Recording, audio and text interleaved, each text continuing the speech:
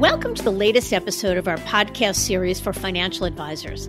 Today's episode is The Limitations of Building a Billion-Dollar Boutique Firm Within a Wirehouse. It's a UBS Breakaway story and a conversation with Terry Cook, managing partner of Parcion Private Wealth. I'm Mindy Diamond, and this is Mindy Diamond on Independence.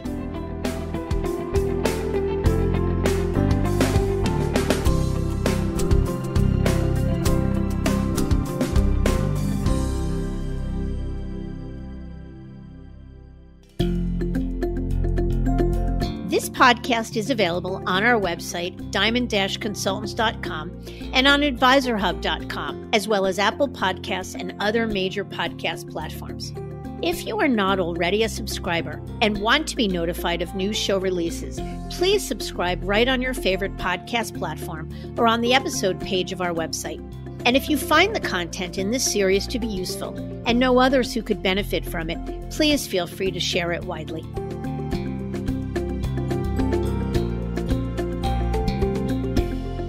We recently surveyed subscribers to both this show as well as our Perspectives blog to get their input on guests and topics. And it came as no surprise when interviews with breakaways led the pack in responses. As listeners shared, it's the candor of the guests and the conversations around the unique journeys that they found most compelling. And many noted that these stories helped them to better visualize what their own journey could look like. That is, turning what is an intangible into something real and comprehensible, so that listeners could better understand not just the thinking behind each advisor's decision to make the leap, but also the inherent differences that these breakaways realized once they left the wirehouse world, sharing what they can do as an independent that they couldn't as an employee. With all that in mind, we thought it important to kick off the new year with a breakaway story, one that was both relevant to many advisors, yet unique as many leaps are. So just over a year ago, Terry Cook was managing $1.3 billion in assets at UBS, a business he built over nearly 3 decades in the wirehouse world, 17 of them at UBS and 9 years prior at Merrill.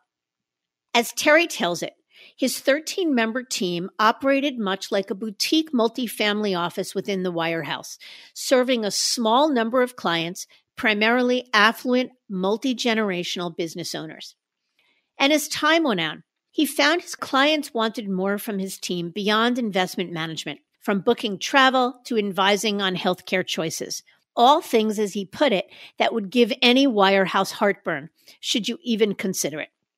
In fact, when Terry submitted a plan for a presentation for a group of prospects that were high net worth entrepreneurs, it was returned redlined just days before the presentation, with many lines deemed not the advisor's role. As a self-proclaimed planner and problem solver, Terry realized that firms like UBS don't have the scale for a business like his. Ultimately, to meet the additional lifestyle management demands of his clients, be more nimble, and offer a broader suite of services, he'd need to make a change. So in October of 2019, Terry and partner Kyle Cowett and their team left UBS and launched independent RIA firm Parcion Private Wealth in Bellevue, Washington. In this episode, Terry talks candidly about the journey, both as a wirehouse advisor and now as a business owner, including what he and his team needed to consider the decision to make the leap, how clients responded to the change, challenges they faced along the way, and how the ability to serve clients without limitation has ultimately impacted their business lives. Let's get to it.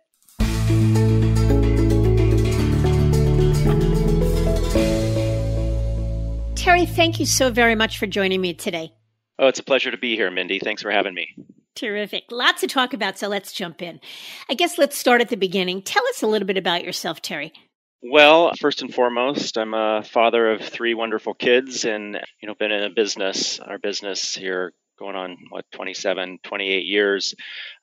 Spent my whole life in the Pacific Northwest. Love it here, love the outdoors, and love what I do. How great. Okay, so let's rewind a little professionally. You and your team left UBS in October of 2019 to go independent and form Parcion Private Wealth. Tell us a little bit about what your team and business looked like when you left UBS.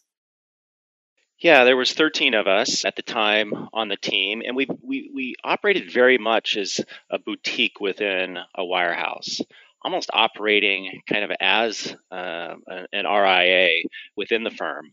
So focusing on business owners, focusing on planning, focusing on a holistic approach, and relatively few clients, larger families, multi-generational wealth, and serving pretty much the same families that we're serving now. And about how many families and about how much under management? When we broke, we had about 45 families that we worked with, a little over, right around 1.3 billion, and we're at just about 1.5 billion today. Nice. Okay, so we're going to unpack that a little bit as we move forward, but I just wanted Sure. that for perspective, so thank you. So tell us what the name Parcion means and why you chose it.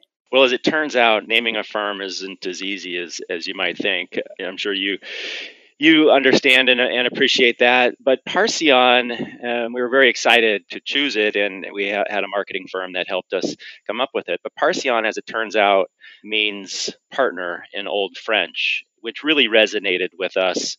As you know, we work mainly with business owners, and they understand partnerships, and we truly look at our relationship as partners to the families that we serve. So it flowed naturally, and we also partner with other resources that are resources to the families that we work with. So it just kind of flowed naturally, and it makes for actually a nice story when we're asked that question. So thanks for asking. Yeah, no, of course, and I love it too. So how long did it take you to get back to your pre-move assets in terms of AUM from the time you left till you got back there?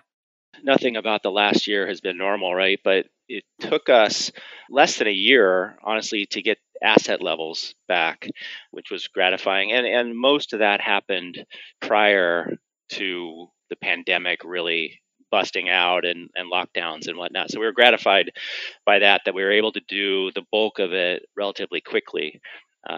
It was under a year, and not necessarily, I would say about 90% of the families that we invited to make the move with us have come over, and we're kind of in the transition phase for the last of those families. So it's gone better than expected, but kind of exactly as we'd hoped.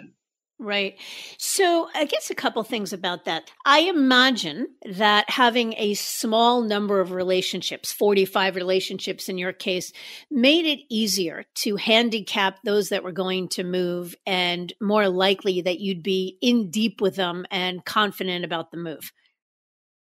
Yes, although, as you know, it's a major change in 26 years with wirehouses, and that's how I built the practice, and that's was my industry experience to that point. There's always a bit of trepidation, sometimes more than a bit, in a move like that. So while I was confident on the strength of the relationships and the depth of the relationships, there's always a bit of stress around that and uncertainty.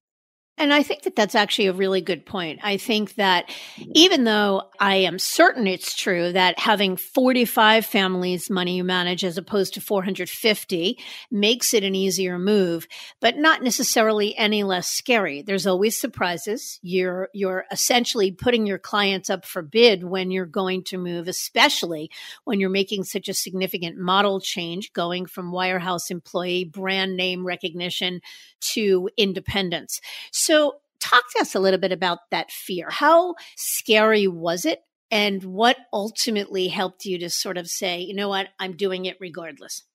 A lot of preparation went into it. I mean, I think there was probably 3 years of planning prior to the move, and lengthened because you're running a practice while you're planning a new company, mostly on your own, right? Myself and two partners that helped me on this. And also, our clients, our account minimums are 10 million, and some larger families. Our clients are everybody else's best client or aspirational family that they work with. So at a wirehouse, there's a number of folks who are there and building their business just by being at a wirehouse and waiting for quote unquote distributions, right? So we knew people were going to come after our clients, but we are also confident in what we do for those clients and what we do. Not a lot of others could replicate.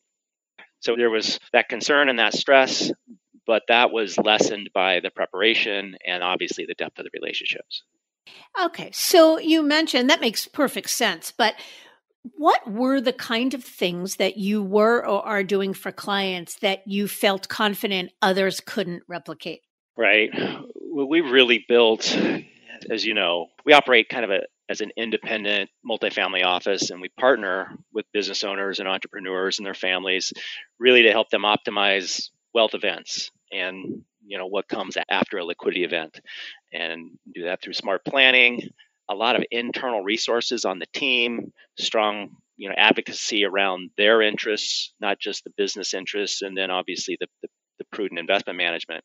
So the team really is our secret weapon and the expertise, and it was built around the needs and the resource needs of families, business owners, multi-generational wealth. So it was the process of how we deliver all that, and also the people and their expertise and their understanding of these families. It's really hard, and we can talk about specialization and having niches, but it's really hard for the general practitioner, quote unquote, to demonstrate or replicate what we were doing around this very special subset of families. Yeah, and you mentioned at the beginning that you are bringing additional resources to clients. So, is there anything specific that you are doing for these wealthy clients that they couldn't get done elsewhere? Like a specific example of what that might be? Not that they couldn't get done elsewhere, but people don't approach the business. I think other practitioners aren't approaching the business like this. I do like to think that we have, just from the number of liquidity events and number of families like this that we've been through, you have a number of reps and see things over and over again, and you become an expert, right? You can deliver a higher level of service and solutions in that. So specific examples, I mean, we do everything from obviously the cash flow modeling and the depth of giving them visibility of what a potential exit would look like to them prior to going through that, and all the pre-liquidity event planning, etc. And again, that's not a specialist that we bring in from outside. That's the resources of the team. But then we'll also help them book their traveling and some of the lifestyle and family supports, help them with review outside investments, help them select a concierge doctor, help them with family meetings and family governance. So it's all of these family and lifestyle support services that are really impactful for somebody going through something like this for the first time, and it's new territory, on top of obviously the advanced planning work and the prudent investment management. Yeah, no. And those tangible examples are helpful. Are those additional resources, like helping them to find a concierge doctor and travel planning and whatnot, things that you were able to offer under the UBS umbrella? It's things that our clients demanded, right? But no, it gives any wirehouse heartburn, when you're helping with book travel or select a doctor, or especially help evaluate outside investment situations and whatnot. So that's the hard part for these types of families. That's what they're demanding beyond the investment management, which we do a fantastic job there, and I would say even better now. But that's getting more and more commoditized to a certain degree. And so the ability for us to look beyond that, reach beyond that, and really help that which is most important, clients' families, clients' health, their lifestyle, not as experts, but as the ability to bring in experts in these respective areas, that's a game changer. And it's been huge for our practice. Yeah. So what was the lens into that? In other words, clients are demanding it, but many of them, it sounds like, have been your clients for a very long time at UBS. So what was your lens into saying, hey, I'm going to have to leave and build an independent firm if I want to be able to really offer them what these clients are demanding? First off, UBS is a great firm, and there's some really good people there, some great advisors who deeply care about their clients. But it doesn't scale when you're delivering some of this. If you think about the 7,000 advisors at UBS or the 15 to 20 at Morgan Stanley and Merrill Lynch, and the hundreds of thousands of clients that they serve or attempt to serve, our clients look very specific. And the firms are going to build resources around what the bulk of their clients need and what is most cost effective. And the bulk of those clients at UBS did not reflect specifically the families that we were trying to serve and solve for and meet their demands. And so just over time, I wish I had an epiphany at one point and the straw that broke the camel's back. I don't know if I can point to that, but my analogy is when we transitioned, as much work as it was and is, it was like taking the ankle weights off in serving these families. Now we were untethered and could specifically meet their demands and help them in the areas that they needed it the most. And now it's different for every family. Yeah. And so in the first place, when you first began practicing, how did you decide to build a practice focused on the liquidity planning for the ultra affluent market? Mm-hmm. I began at Merrill Lynch 27 years ago. And back then, a different industry, as you know, the industry changes due to the demands of clients and other aspects fairly rapidly. And back then, it was all about opening as many accounts as you could. And I'm a planner, and I like the relationship with their family. I like to solve problems for them. I like to move forward them towards their goals. And the more clients you get, the less deep you can get, the less you can do that. So the model in our industry, from my perspective, has always been, how do you get more efficient to scale more families? And when I pivoted from Merrill to UBS in 2002, I made a point at that juncture to kind of look at who I enjoyed working with the most, who were my best clients, but mostly who I enjoyed working with the most. And obviously, that became business owners for me. They had the most complex situations. They, not to mention business owners generally, the small business owner is the most affluent, especially around here. And they had the most complex situations, and they also value the team. They understood the leverage of a team, and our approach resonated with them. So when I made that move in 2002, we very definitively focused on business owners and then built out the resources around what they told us they needed. And our business has taken off ever since, that we got more narrow in focus and more disciplined around that. Yeah. And was it scary then to jettison or take focus away from a broader client base and only focus on a smaller subset of clients? It's still scary at times, honestly. Yeah. We're not made up. Those that kind of grew their practice organically didn't grow it initially by turning away large clients. We operate in the land of Microsoft and Amazon and Starbucks, and there's a lot of very wealthy corporate executives here with fascinating stories and complex needs. We can help them. We just can't look them in the eye and tell them we are the best for them or that others can't do it. There's no firm that I've seen that's better equipped with resources, structure, contacts, and expertise that can help the small business owner planning for a liquidity event. And families want experts. They demand experts, and they can sniff out if you're just an inch deep in what they need and their situation. And so it's just been really helpful to us to really stay disciplined around that focus, around that niche. So let me pivot back to the time you were thinking about leaving UBS and going independent.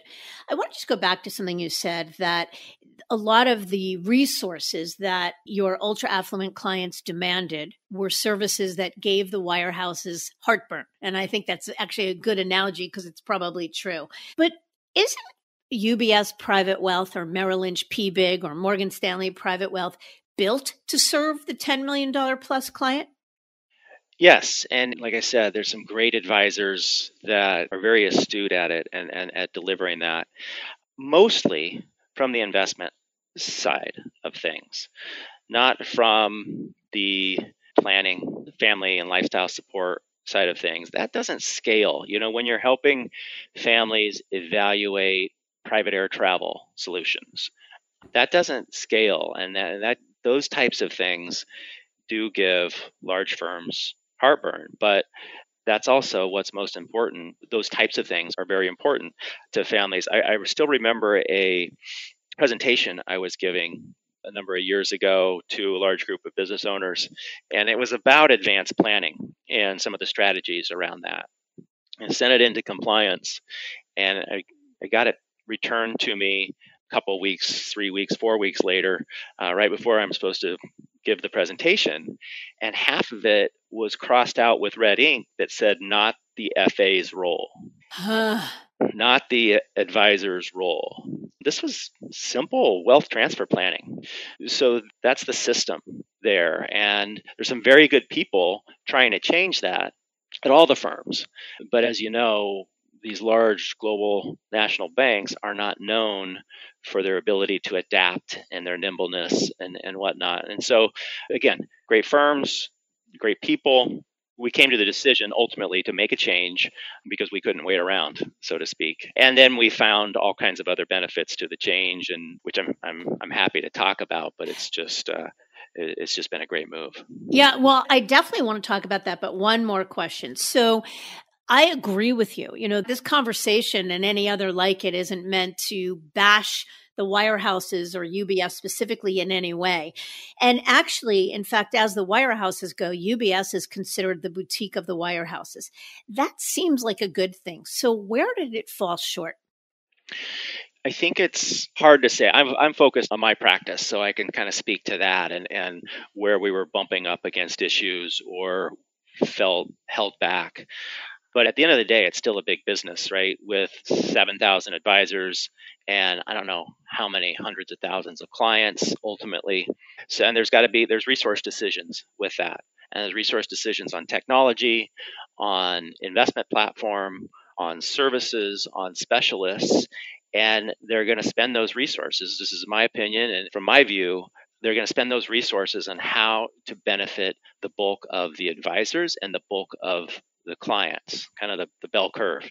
And that wasn't necessarily our clients. And so these resources, of which the fees that my clients were paying went towards, didn't necessarily support their needs.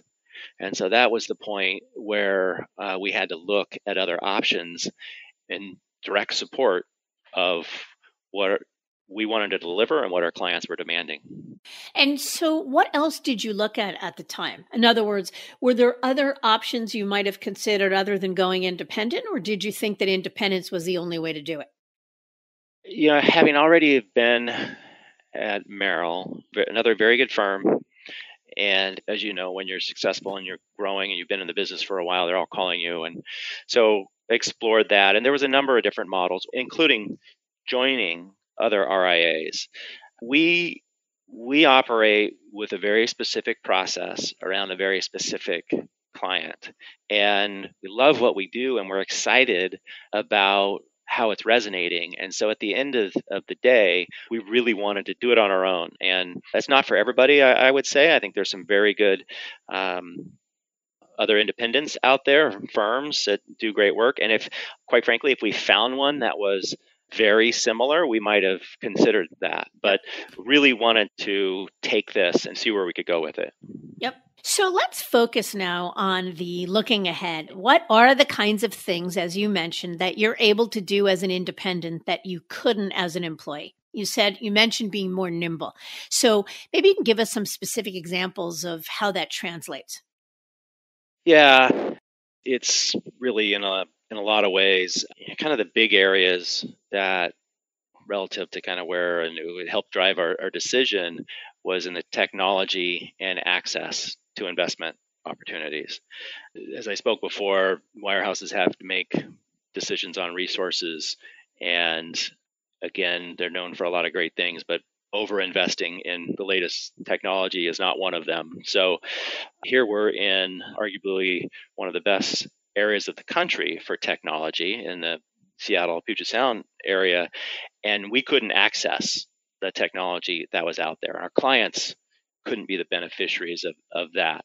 And not to over fixate on the technology, but technology, some of the latest technology is what provides nimbleness and communication and whatnot. So that was a big game changer to us when we could select not only the services that our clients needed, but also the technology that supported what we were trying to deliver as much as possible. And then in keeping with that, there's a lot of local investment opportunities here that we couldn't access before. We work exclusively with entrepreneurs, and in the area with arguably kind of one of the most talent-rich environments for entrepreneurs, especially new companies being formed. But yet we could never introduce any of these opportunities to our clients. And so, because that was all controlled, by decisions back in New York, and had to have scale and whatnot to be able to roll out to 7,000 advisors. So now we're able to, on a selective basis, introduce our clients to opportunities here local, investment opportunities local, and entrepreneurs want to support other entrepreneurs. So while it might be just a corner of their portfolio, the opportunities in venture capital around here are pretty exciting. And not only from an investment standpoint, but just it scratches that itch after somebody sells their company. Many of our clients want to support other entrepreneurs and be somehow involved, even if it's as in an advisory role or just a cheerleader. Yeah. So, and those examples are so helpful, but let me ask you a question. So when you're first pitching to your clients, you're approaching your clients, you've left UBS, you've formed an independent firm, this multifamily office called Parcion. What did it sound like? How do you tell your clients or ask them to join you and tell them about this great new value proposition you're building without bashing or negating the work you were able to do for them for so many years at UBS? Right. Great question. And then obviously these discussions happen after we've already made the decision, right? So there was a lot of not only made the decision, but actually formally made the move. So there's a lot of trust in the relationship and whatnot. But what it really came down to in large part is, again, remember, all of our families started up a business of their own one day and are business owners. And as much as really in the last 15, 16 years, I've worked almost exclusively with business owners, I was never actually one. And that resonated with them, that I was finally, we were finally going to not only be able to advise them on the growth and optimization of their business, but we were going to be business owners. So they appreciated, they in some ways even remembered when they started a company because they saw a gap in the market and that they could do better. And so they appreciated that. So maybe it was a little easier discussion for us. All of the things, technology, the ability to deliver a broader suite of services, be able to adapt to their needs and be responsive. The fact that we weren't as conflicted because we were working directly for them. All of those things they understood and resonated with them. And at the end of the day, they appreciated the fact that we were going to be even more aligned with them than we were before. And I'm presuming they responded pretty well to that? Yeah, really well, ultimately. Now, again, these were all very successful, smart business people, right? So they asked all the right questions. This was not a blind, they liked us, they know what we did with them, but they wanted to check all the boxes. And so they looked under the hood.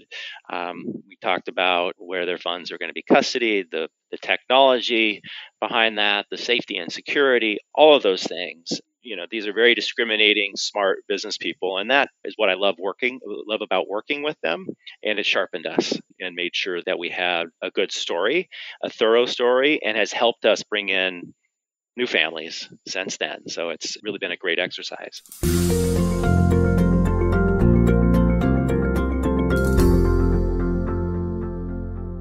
Any limitations you run into as an independent? Any issues replicating? I mean, you mentioned technology is better in a technology-rich environment platform in terms of private investments, interesting. But any issues at all with limitations on any sort of technology platform, services, thought leadership, et cetera?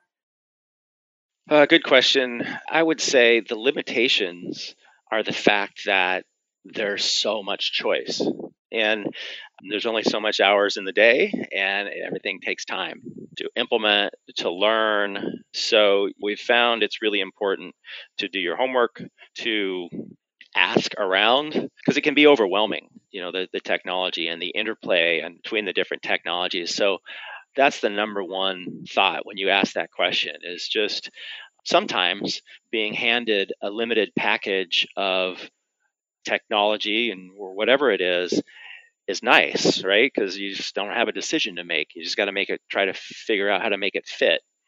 Now we can structure the technology to exactly what we need, but then there's the learning curve aspect of it, not only for your clients, but for your team and yourself. So we hear that a lot. There are very few successful financial advisors that wouldn't be able to wrap their head around and be jazzed by the same things you saw, the ability to customize, the ability to have more control, the ability to offer better resources, the lack of limitations.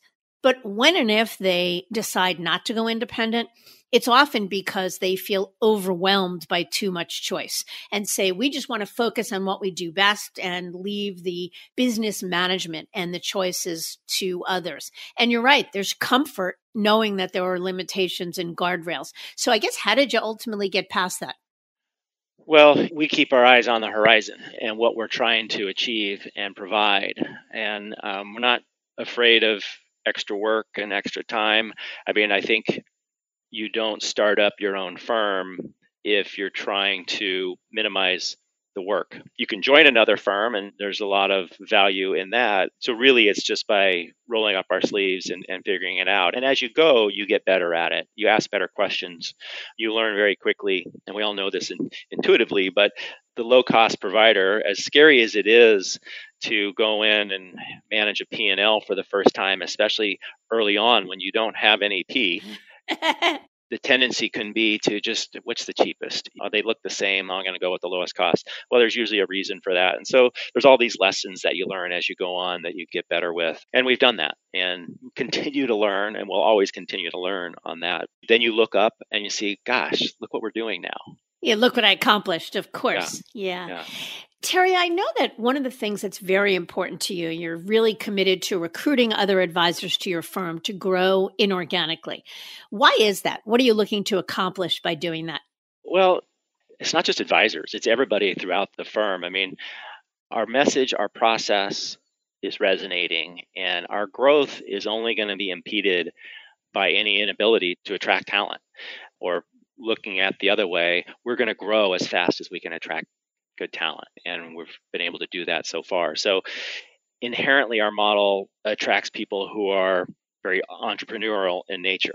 The fact that we are less kind of bound by predefined plans and approaches gives us the ability to serve our clients in ways that involve not only a rock solid understanding of wealth management, but also allows us to tap into new approaches.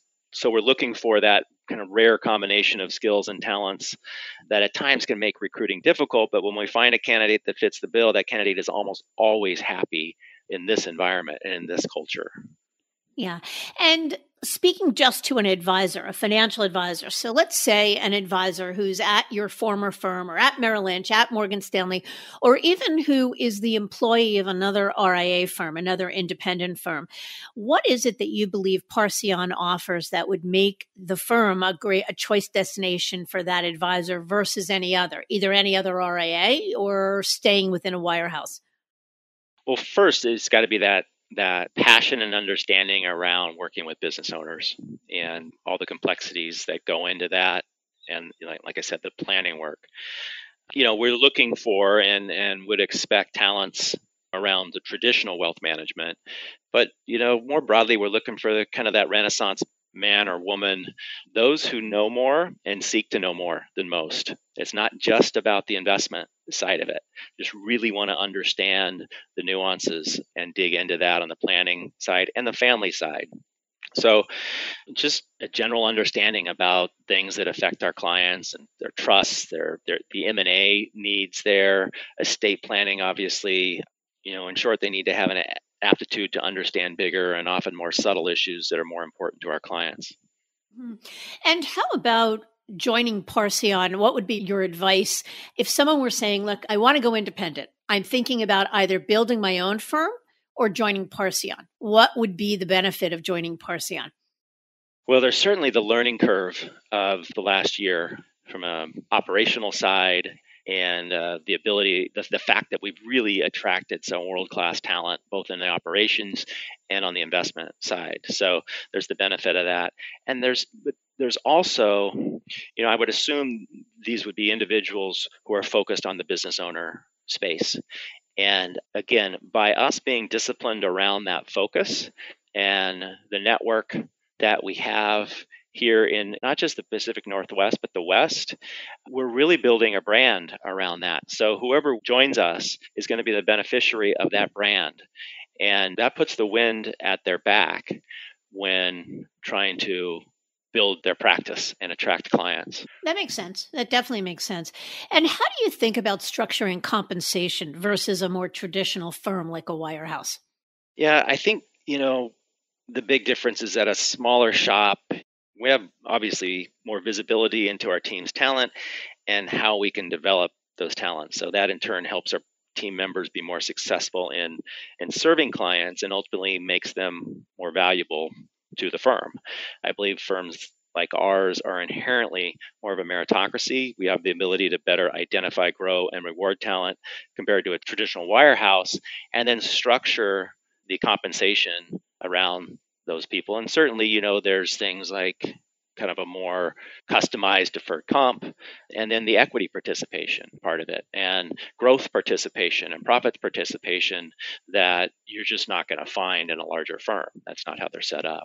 So true, definitely true. But how about in terms of transition compensation? So if an advisor is at Merrill Lynch and is looking at joining, say, Morgan Stanley or UBS, or joining Parcion or any other RIA firm, Morgan Stanley and UBS are going to offer that Merrill Lynch advisor a whole lot of transition cash upfront. But I assume a firm like Parcion isn't in the huge cash bonus, transition upfront bonus reward. So how do you think about transition compensation, and how could an advisor get comfortable? Yeah, I love your value proposition. I get everything you're saying in terms of everything you're saying sounds great, but I walk away from an awful lot of unvested deferred comp. How do I make peace with that if they're offering me a whole lot of cash upfront and you're not? Right. Well, let's just assume, for the sake of this discussion, that we find that perfect fit, right? Because we're $10 million minimums or a certain net worth, as far as clients, and that, so not everybody's book would fit with that, but there are definitely some folks out there who it would. And if we find that fit, really what's going to be important to us is we find that person with an entrepreneurial spirit that understands that we're building something great, and we provide the best environment for their clients, but more importantly for them to succeed, and that they want to be a part of that from an equity standpoint and grow, and that we give them the best opportunity to grow. So at this point, and this could change, we could be talking a year from now and change our approach. But at this point, we're not looking for that person who effectively wants to sell their book and retire and sees that upfront payment as part of that. We're looking for somebody who wants to join and grow with us and help us build something really special. Yeah, and I think that that's right. It's someone who says, I'm willing to bet on myself, and I believe so much in your value proposition that I'm willing to trade cash up front for a more long-term view, betting on myself and the trust that your equity is worth more. Our equity combined will be worth more than just my equity alone. Exactly. Yeah. Well said. And that's the type of person that, to your point, that's the type of person that we're wanting. And again, at all positions, you talk about the differences between what we can do here on a compensation structure and what we could do before. One of our three partners, equity partners, is my longtime assistant, CSA at UBS, Jenny. And in the UBS structure, the Wirehouse structure, she's not a partner. It's not the way it's set up. But I think everybody listening to this discussion that's in the business knows that assistant who is core to growing the business and keeping it together and whatnot. But yet in the Wirehouse structure, he or she is not viewed as a partner generally. Yeah, actually, that's a really good point. The ability to equitize support staff or important team members in a customized way can be a major draw. I've actually worked with many teams that have moved where that was one of the main drivers to be able to do so. So that absolutely resonates. And what successes have you had or potentially will have in recruiting advisor talent? Yeah, it's been gratifying. It's probably the biggest surprise to me so far is the ability to attract talent. It's hard here in the Puget Sound area. You're competing against some very good firms that are hiring like crazy, and Amazon and Google and Facebook. And, it's a different skill set to some degree, but it's part of that talent pool that everybody's trying to go after. So we've got a better story now. And it turns out that not everybody, or there's a significant amount of people that don't want to work for a big global bank. They like our story about growth, the flatness of our structure here, and how everybody's got a say to do their part, and the opportunity for growth and development within a growing firm like that. So there's also, from an expertise standpoint, what we do for families has resonated with attorneys or CPAs that are not excited about billing for 6-minute increments the rest of their life, but really like working with the business owner and delivering solutions to them, and don't want to necessarily keep track of every, like I said, 6-minute increment. So we've had great luck, but it's hard. It's probably my biggest job. And like I said, the most significant thing that's going to determine our ability to grow. Yeah, no question about it.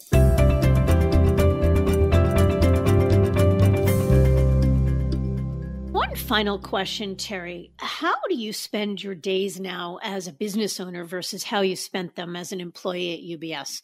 And I ask that because one of the things I think that a prospective breakaway is concerned about is I like managing money. I like developing relationships. I like being in it. And I don't want to have to worry about putting toner in the copy machine or unclogging the toilets. And so how much does your day-to-day change as a business, or has it changed as a business owner? It's certainly changed. It's more fun now, and not less work for sure, but more control. But to a large degree, the large part of my day hasn't changed that much. I've got more tools. I've got better technology. I've got better access to opportunities for clients. And so the bulk of my day is very similar. A few more people to manage because we're growing. And so it's a little bit more about helping them communicate to clients and with the planning work and whatnot. Early on, I made probably a few of the best decisions that I've made, and I've made mistakes too, in hiring a COO and an operations team to do all that. And these were people that I was lucky to get. I would have never been able to attract this level of talent before. And so they're seeing the growth and they're giving the autonomy. And so they pretty much run the day-to-day. Same thing, I did that in the investment. The investment team has hired some talent there. So that has helped a lot. And now I still have meetings to get updates from them and make some major, the bigger strategic decisions and whatnot. But it can all be solved for. But that first year is a lot of work and there's a lot of nights. I don't want to sugarcoat that. If I just joined another RIA as a plug-in, then it would have lessened a lot of that. But we were determined to kind of build this on our own. What I hear you saying is it's not for the faint of heart, but it was well worth the effort. I've never worked so hard, Mindy, but I've never had so much fun. Yeah, it sounds that way. And I think everybody I've interviewed said the same thing. They all say, oh, my regret, why didn't I do it sooner? Nobody ever says, I wish I could go back. Exactly. Yeah, why didn't I do it sooner? But everything's right. Everything happens for a reason, and this was the right time for my team and for our clients. You bet.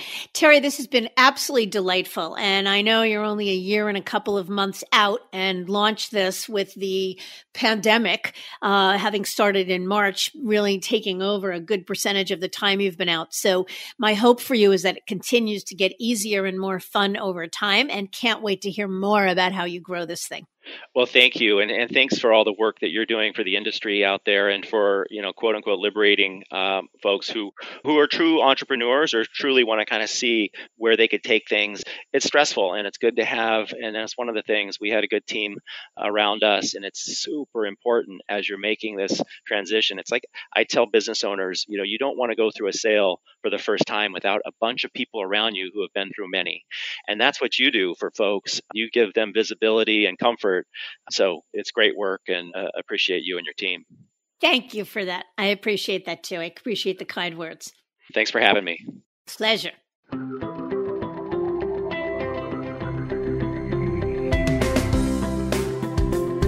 We often talk about how advisors' mindsets have changed, having evolved to wanting more from their firms. And likewise, clients too are looking for more from their advisors. As such, many advisors, particularly those managing high net worth clients, are coming to realize that the wirehouses cannot answer these changing demands. As Terry put it, large firms simply can't scale when it comes to offering customized services.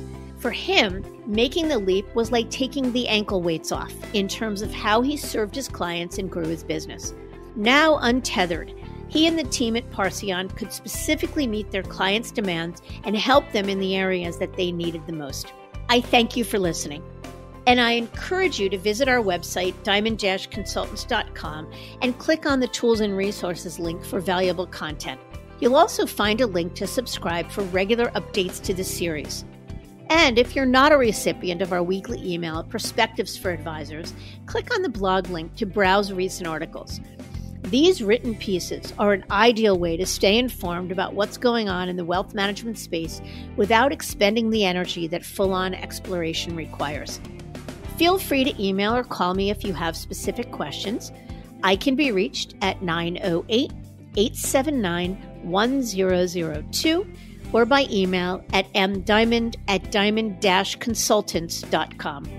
Please note that all requests are handled with complete discretion and confidentiality. And again, if you enjoyed this episode, feel free to share it with a colleague who might benefit from its content. And a special thanks to advisorhub.com for sharing this podcast with its viewers and subscribers.